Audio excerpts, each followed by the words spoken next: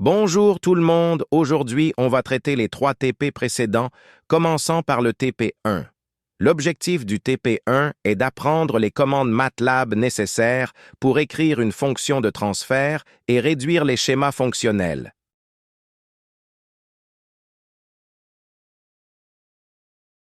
Une fonction de transfert se compose en 2 parties, un numérateur et un dénominateur, comme vous voyez dans cet exemple.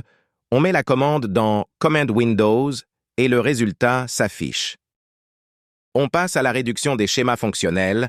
Pour réduire une fonction en série, on utilise l'une des 2 commandes, soit série G1,G2 ou bien G1 fois G2.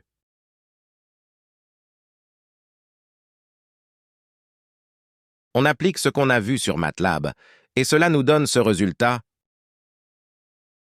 Pour réduire une fonction en parallèle, on utilise l'une des 2 commandes, soit parallèle, G1,G2, ou bien G1 plus G2. On écrit la commande dans MATLAB et le résultat s'affiche. La commande MATLAB utilisée pour calculer la fonction de transfert en boucle fermée à retour unitaire est feedback.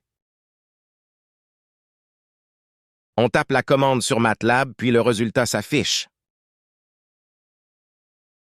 On a terminé le TP1 et on passe à TP2. L'objectif du TP2 est de maîtriser l'utilisation du Simulink en introduisant des systèmes asservis linéaires continus de premier et deuxième ordre, afficher leurs différentes réponses et connaître les différents blocs de génération de signaux.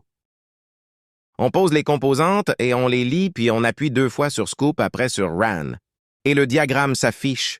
La même chose pour la fonction du 2e degré. Et le diagramme s'affiche. Ici, il y a quelques exemples, juste les composantes qui se changent, mais la méthode reste la même.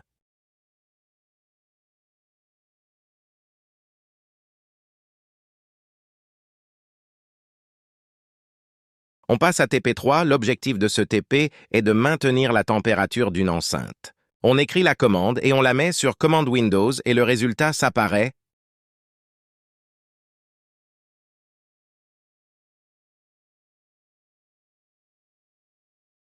Merci pour votre attention.